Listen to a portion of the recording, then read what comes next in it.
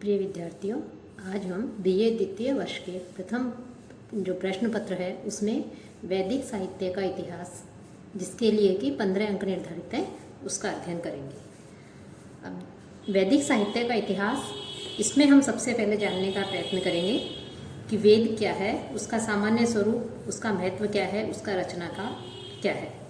तो जहाँ तक वेद की बात है कि जो वेद शब्द है वो ज्ञानार्थक विद धातु से निष्पन्न हुआ है, अर्थात वेद का अर्थ है ज्ञान, और ज्ञान जो नित्य है और शाश्वत है।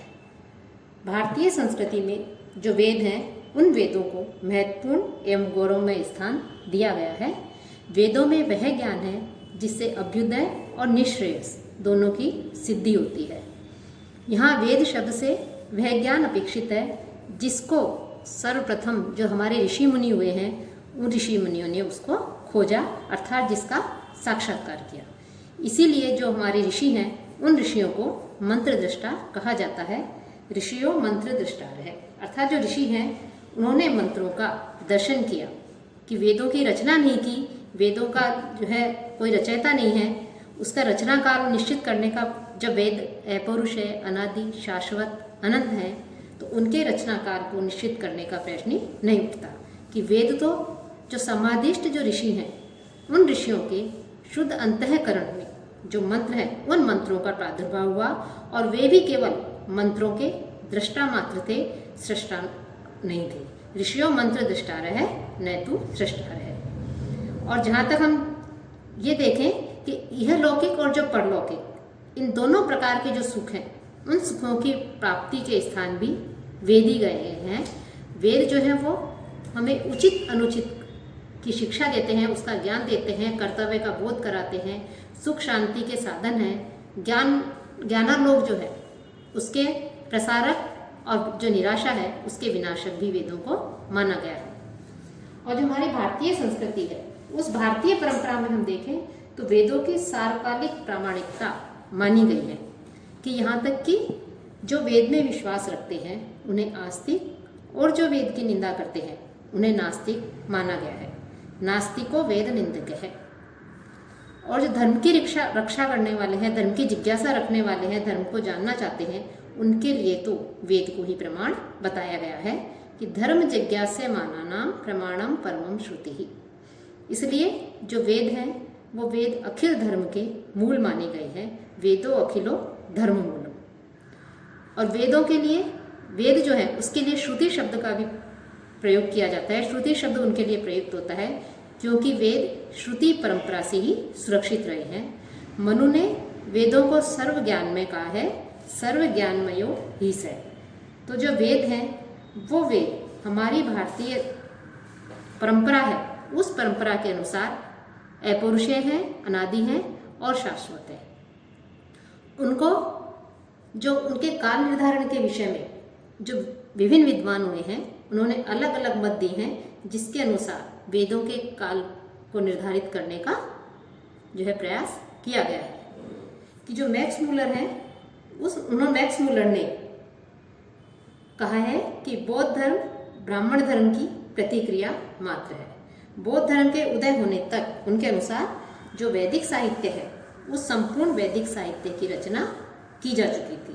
उन्होंने वैदिक साहित्य को, मैक्स मूलर जो हुए हैं उन्होंने वैदिक साहित्य को 4 भागों में बांटा है, छंदकाल, मंत्रकाल, ब्राह्मणकाल और सूत्रकाल।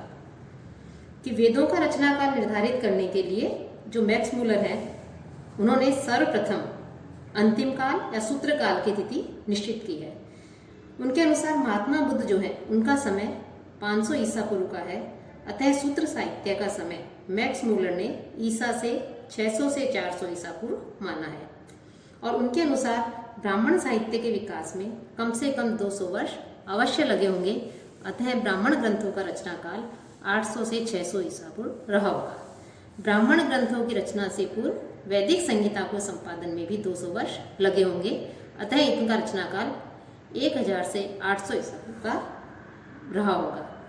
इन्होंने देखा जाए तो मुख्य रूप से 1200 से 1000 जो ईसा पूर्व है उसमें जो है संहिताओं का रचनाकाल एक तरह से निश्चित किया है। इसके अलावा जर्मन विद्वान जो हैं ए वेबर, उनका कहना है कि वेदों का समय निश्चित नहीं किया जा सकता।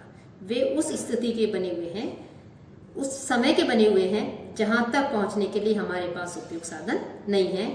लेकिन फिर भी वेदों के समय को कम से कम 1500 ईसा पूर्व से 1200 ईसा पूर्व के बाद का किसी प्रकार से स्वीकार नहीं किया जा सकता।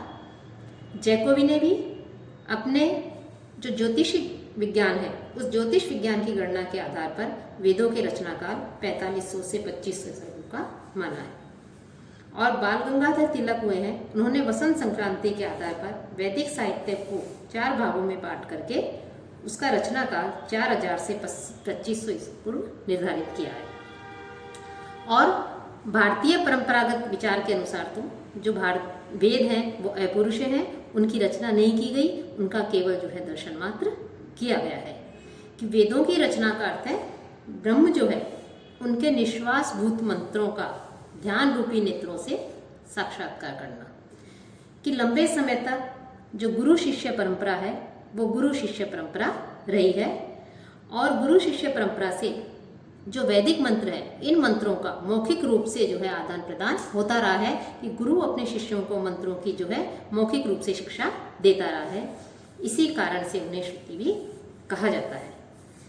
अब जो वेद हैं, इन वेद दूसरी तरफ देखें तो संहिता साहित्य के अनुसार वैदिक युग को 2 भागों में विभक्त किया गया जाता है, पूर्व वैदिक युग और उत्तर वैदिक युग। जो ऋग्वेद संहिता है, उस ऋग्वेद संहिता के रचनाकाल को पूर्व वैदिक काल कहते हैं। इसमें केवल वेद की 4 संहिताएं हैं। उत्तर वैदिक युग में अन्य संहिताओं एवं ब्राह्मण, आरण्यक, उपनिषद आदि जो है उसके रचनाकाल को उत्तर वैदिक काल माना जाता है। इसमें ब्राह्मण ग्रंथों से लेकर के जो 6 वेदांग है, शिक्षा, कल्प, व्याकरण, निरुक्त, छंद और ज्योतिष, उनका भी जो है इसमें समावेश किया गया है। तो इस प्रकार से वेद जो है उसका शब्दार्थ ज्ञान है, और यह जो ज्ञान है यह ज्ञान मंत्रों में समाविष्ट होता है। और ये जो मंत्र है, इन मंत्रों का जो संकलन किया गया है उस संकलन को संहिता कहते हैं। वेद 4 हैं, अतः उनकी संहिताएं भी 4 कही गई हैं। ऋग्वेद संहिता और सबसे पहली है ऋग्वेद संहिता। उसके जैसे वेद 4 हैं वैसे ही संहिताएं 4 हैं। ऋग्वेद संहिता, यजुर्वेद, सामवेद और अथर्ववेद संहिता, इस प्रकार से जो है ये 4 संहिताएं प्रसिद्ध हैं। कि हमारा जो भारतीय साहित्य है प्राचीनतम, उसके साथ साथ विश्व साहित्य की जो इतिहास परंपरा है उसमें भी वेदों को प्रमुख स्थान दिया गया है। कि जब कोई व्यक्ति वेदों का आस्वादन नहीं कर लेता, जब तक कोई व्यक्ति वेदों का अध्ययन नहीं कर लेता, तब तक जो है वो भारतीयों के जो आध्यात्मिक जीवन है, संस्कृति है, भारतीय जीवन दर्शन है, उसके विकास को, उसके ज्ञान को जो है नहीं समझ सकता। अपितु हम ये कह सकते हैं कि समस्त विश्व साहित्य का मूल तथा भारतीय ज्ञान विज्ञान का जो उद्गम है वो वेद ही है।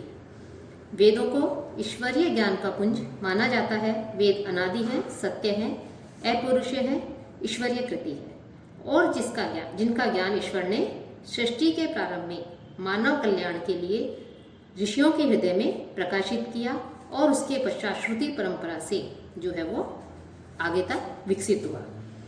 तो इस प्रकार से जो है ये वेदों के विषय में कहा गया है, और वेदों को ही श्रुति भी कहा गया है। कि परंपरा से श्रवण के द्वारा सुन करके श्रवण द्वारा कंठस्थ रूप में जो है याद होना, कंठस्थ होना, वो जो है इस कारण से उसे श्रुति कहा जाता है। और वेदों की रक्षा और उनके प्रचार प्रसार में जो हमारे ऋषि मुनि हुए हैं, मंत्र दृष्टा हुए हैं, उन मुनि हुए हैं, महर्षि हुए हैं, उन्हें का महत्वपूर्ण योगदान रहा है। अब जो वैदिक साहित्य के जो 4 भागों में बांटा गया है, तो उसमें संहिता भाग और ब्राह्मण, आरण्यक एवं उपनिषद तथा वेदांग साहित्य है। जो संहिता भाग है, उस संहिता भाग को में जो 4 संहिताएं मानी गई है। कि संहिता किसे कहते हैं? संकलित अथवा जो संग्रहित ग्रंथ है उसको संहिता कहा गया है। इनमें जो क्रांत दृष्टा हमारे ऋषि हुए हैं, जो ऋषि मुनि हुए हैं, उनके द्वारा जो वेद स्तुतियां की गई हैं, वो वेद स्तुतियों का इस संहिता भाग में संकलन किया गया है। कि संहिताओं में हमारे जो ऋषि मुनि हुए हैं, वेदों का जिन्होंने मंत्रों का दर्शन किया है, उनका संकलन है मंत्रों का, और उनका संकलन करके और संग्रहित जो ग्रंथ को ग्रंथ रूप में प्रस्तुत करना, तो संग्रहित ग्रंथ है, उस ग्रंथ को जो है संहिता कहा जाता है। वैसे तो वेद एक ही हैं, लेकिन ऋत्विज की दृष्टि से इन्हें संहिताओं के रूप में संग्रहित किया गया है। इन संहिताओं में हमें मंत्र, प्रार्थना, स्तुतियाँ एवं यज्ञ विषयक, सृष्टि विषयक आदि अनेक मंत्र हमें इसमें प्राप्त होते हैं। कि जो यज्ञ कार्य है उसका संपादन ऋत्विज के द्वारा होता है, और ऋत्विज 4 होते हैं: होता, अध्वर्यु, उद्गाथा एवं ब्रह्मा।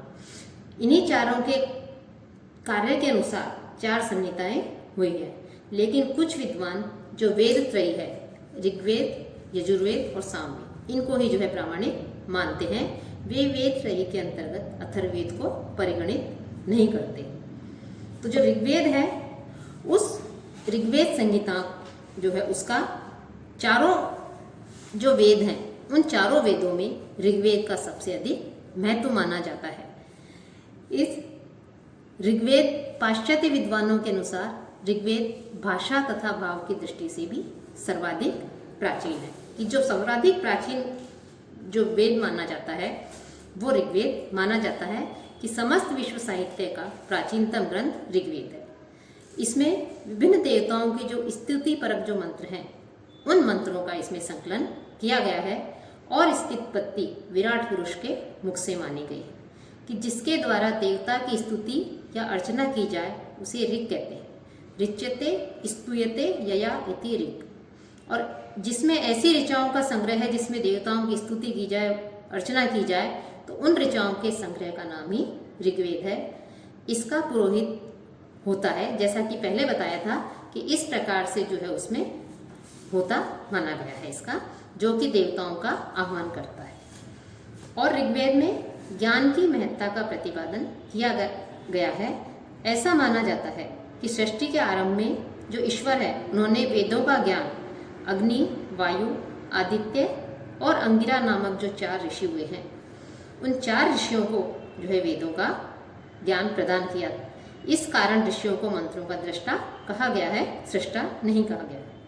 और लंबे समय तक मौखिक रूप से ही जो है इन मंत्रों का संप्रेषण होता रहा, अतः ये मंत्र श्रुति भी कहे गए। लेकिन बाद में जब ये ज्ञान से विस्मृत होने लगे तो फिर इनको लिपिबद्ध किया गया, और मंत्रों का संग्रह किए जाने के कारण वेदों को संहिता के नाम दिए गए। तो जो ऋग्वेद संहिता है, ऋग्वेद है, यह 10 मंडलों में विभाजित है, और 10 मंडल के साथ साथ ही इसकी जो शाखाएं हैं ऋग्वेद की, इस ऋग्वेद की 21 शाखाएं मानी गई है। और यास्क जो हुए हैं, उन्होंने निरुक्त में देवताओं को 3 भागों में रखा है: पृथ्वी स्थानीय, अंतरिक्ष स्थानीय और दिव्य स्थानीय। जो पृथ्वी स्थानीय देवता है उसमें अग्नि, सोम, पृथ्वी आदि आते हैं।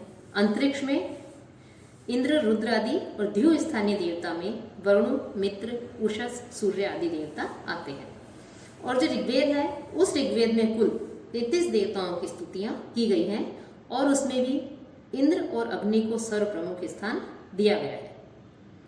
साथ ही साथ ऋग्वेद में कुछ सूक्त भी हैं जिन्हें संवाद सूक्त कहा जाता है। लगभग 20 के आसपास ऐसे सूक्त हैं जिन्हें संवाद सूक्त कहा गया है।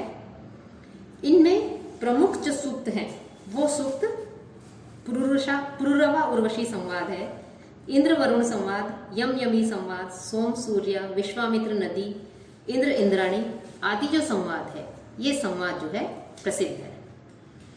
अब जो ऋग्वेद है, उस ऋग्वेद को जो 10 मंडलों में विभक्त किया गया है, उसमें जो प्रथम मंडल है, उस प्रथम मंडल में मुख्यतः अग्नि, इंद्र, मरुत, अश्विन की स्तुति, इंद्र, वायु, मित्रा, वरुण, विश्वदेव, सवित्र, पूषण, आप, वरुण, उषस, रुद्र, सोम, सूर्य और विष्णु आदि के मंत्र और ऋचाएं हैं। द्वितीय मंडल में अग्नि, इंद्र, बृहस्पति, विश्वदेवा, मरुदगण आदि का वर्णन है। तृतीय मंडल में अग्नि, युग, इंद्राग्नि, विश्वामित्र नदी संवाद है। चतुर्थ मंडल में अग्नि, रुद्र, शेन, द्वावा, पृथ्वी, वायु, क्षेत्रपति, सीता का वर्णन है। साथ ही साथ पंचम मंडल में अग्नि, इंद्र, पर्जन्य, पृथ्वी आदि का जो है इसमें ऋचाएं हैं। ऐसे ही छठे, सातवें, आठवें और नवें मंडल में उषस, रथ, धनु, सरस्वती, मंडूक, सुपर्णा आदि का वर्णन किया गया है। पवन आदि का भी इसमें वर्णन है। जो दशम मंडल है उस दशम मंडल में यम यवी संवाद, अक्ष सूक्त, पुरुष सूक्त, पुरुरवा उर्वशी संवाद, सर्मापणि संवाद, प्रजापति सूक्त, नास्तीय सूक्त, श्रद्धा और संज्ञान सूक्त आदि अनेक जो श्रेष्ठ सूक्त हैं वो इस दशम मंडल में बताए गए हैं। और साथ ही साथ इसमें अनेक प्रकार जो है विविध विषयों का सन्निवेश किया गया है ऋग्वेद में। इस कारण से जो ऋग्वेद है वो ऋग्वेद अन्य वेदों की अपेक्षा उसको अधिक गौरवपूर्ण स्थान प्राप्त है, उसको अधिक महत्व दिया गया है। यजुर्वेद, सामवेद और अथर्ववेद जो संहिता है, साथ ही साथ ब्राह्मण और आरण्यक के अंतर्गत जिन विषयों का वर्णन किया गया है वे सभी विषय मूल रूप से ऋग्वेद में ही निहित है, फिर चाहे वो कोई सी भी विद्या हो। और ऋग्वेद के में जो है 12 दार्शनिक सूक्त बताए गए हैं। इस ऋग्वेद में 12 दार्शनिक सूक्त हैं। तो इस प्रकार से हम देखते हैं कि वेदों में जो 4 वेद बताए गए हैं उन चारों वेदों को भी वैदिक साहित्य है उसमें चारों वेद ऋग्वेद, यजुर्वेद, सामवेद, अथर्ववेद माने हैं। तो उसके अनुसार संहिताओं की भी संख्या 4 मानी है, ऋग्वेद संहिता, यजुर्वेद, सामवेद और अथर्ववेद। तो इस प्रकार से हमने यहाँ पर जो वेद हैं, वैदिक साहित्य का जो इतिहास है, इसमें संक्षेप में हमने जो ऋग्वेद वेद क्या है और ऋग्वेद के विषय में संक्षेप में जाना। अब जो यजुर्वेद संहिता है, इस यजुर्वेद संहिता का प्रतिपाद्य विषय याज्ञिक कर्मकांड है और इसका ऋत्विक अधर्व्यूह है। यजुर्वेद संहिता के जो मुख्य देवता है वो वायु और आचार्य वेद व्यास के जो शिष्य वैशंपायन हैं वो माने गए हैं।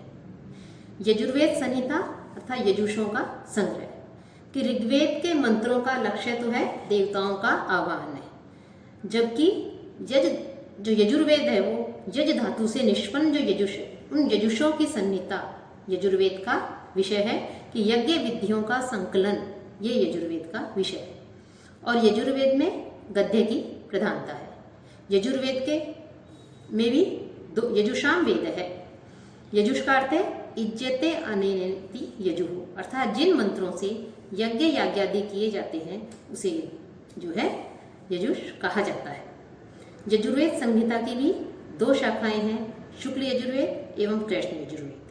और इनकी भी जो निम्न शाखाएं हैं वो सबसे अधिक प्रसिद्ध हैं कि शुक्ल यजुर्वेद और कृष्ण यजुर्वेद। कि यजुर्वेद के 2 या ये कह सकते हैं यजुर्वेद के 2 भाग हैं, कृष्ण यजुर्वेद और शुक्ल यजुर्वेद। यजुर्वेद का जो वर्ण विषय है उसका ज्ञान केवल वाजस्नेयी जो संहिता है उसके अध्ययन से हो सकता है, क्योंकि वाजस्नेयी संहिता को यजुर्वेद की प्रतिनिधि माना जाता है। और इस संहिता में यजुर्वेद संहिता में कुल 40 अध्याय हैं, जिसमें अंतिम 40वां अध्याय जो ईशावास्य उपनिषद के रूप में प्रसिद्ध है। और जो ईशावास्य उपनिषद है ये इसके विषय में हम अध्ययन पहले कर चुके हैं और ये आपके पाठ्यक्रम में भी है कि यजुर्वेद जो है इसका रचना काल 2500 ईसा पूर्व माना जाता है। कृष्ण यजुर्वेद और शुक्ल यजुर्वेद ये जो यजुर्वेद के 2 भाग किए हैं इसमें भी कृष्ण यजुर्वेद की तैत्तिरीय, मैत्रायणी और कट शाखाएं अत्यधिक प्रसिद्ध हैं। शुक्ल यजुर्वेद की भी 2 शाखाएं मानी जाती हैं, कांड और वाजस्नेय। तो इस प्रकार से कि ये जो यजुर्वेद है कि ऋग्वेद के बाद जो यजुर्वेद है उस यजुर्वेद का नाम आता है।